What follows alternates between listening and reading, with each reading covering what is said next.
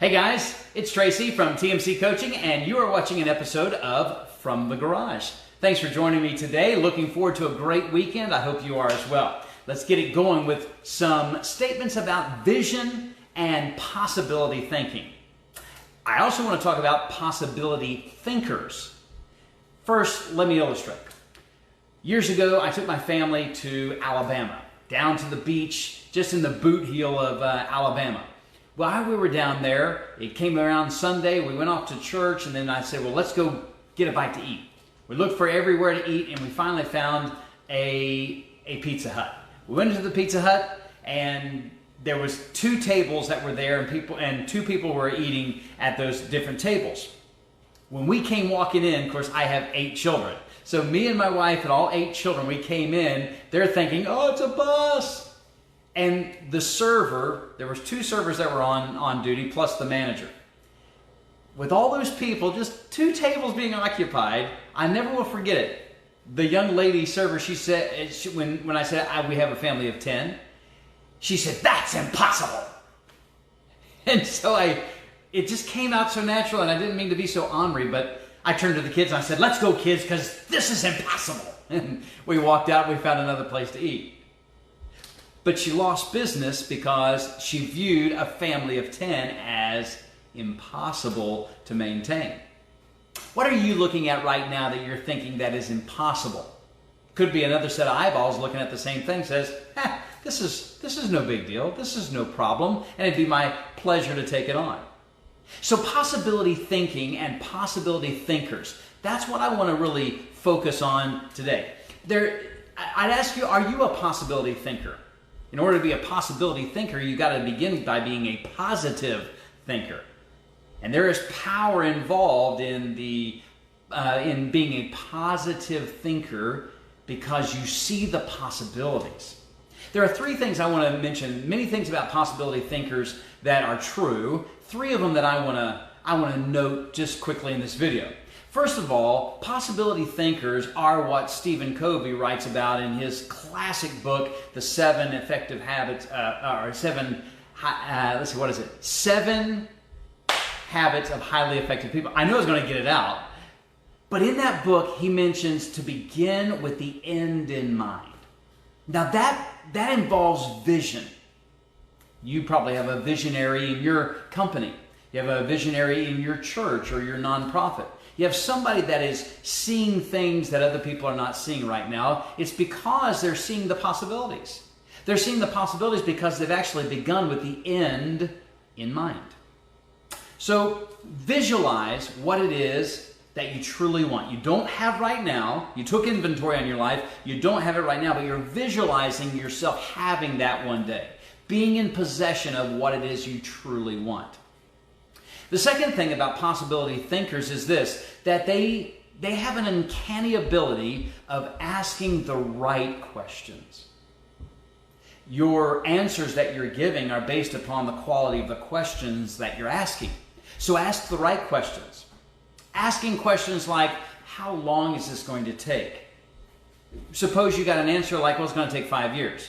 You may de-invest. You may say, I'm going to pull back from investing any further because I just don't have that kind of time. But the power of a question, asking the right question, is not how long is it going to take, but how far am I able to go?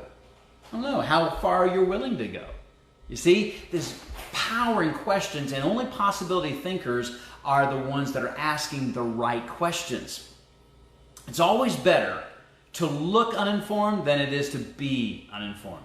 So you got to start now asking the right questions. I like what Brian Tracy, what he says about questions. He says that questions are the major stimulants of creative thinking.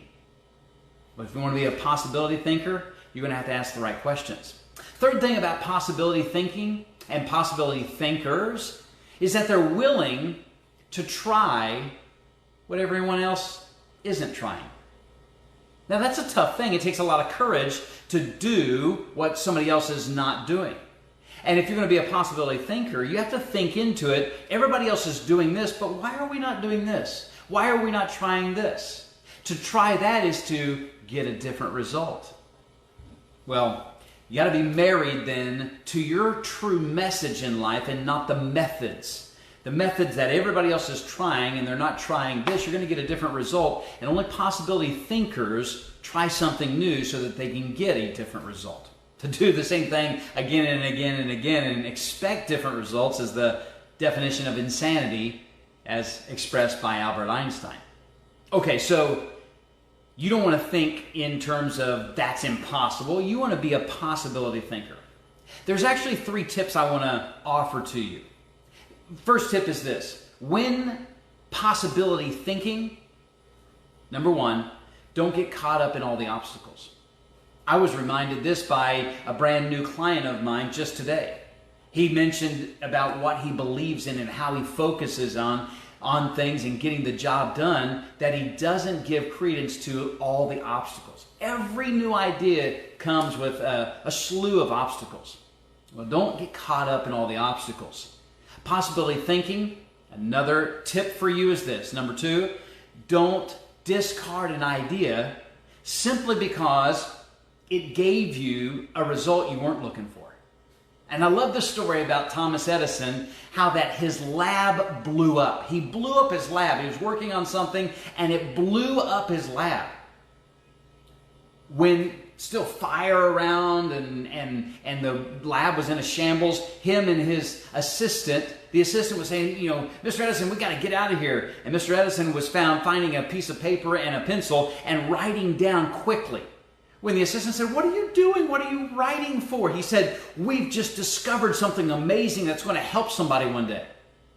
It wasn't what he was working towards, but he got a result and he felt like somebody's going to need this one day.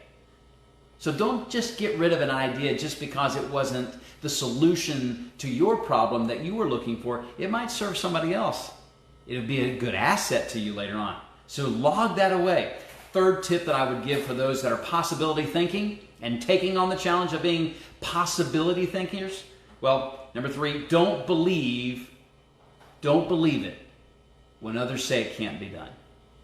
What they might be saying is it can't be done by you. Take that very personal and go out and prove them wrong. They might be saying it shouldn't be done. Well, you and I know better, don't we? True vision. Get this statement and I'm done. True vision is about seeing what is presently invisible to other people. So how's your eyesight? You're not going to be able to do the impossible until you see the invisible. So crank up the eyesight. Begin looking for things that others are not seeing. Have a great weekend. I will see you tomorrow, though, and be well.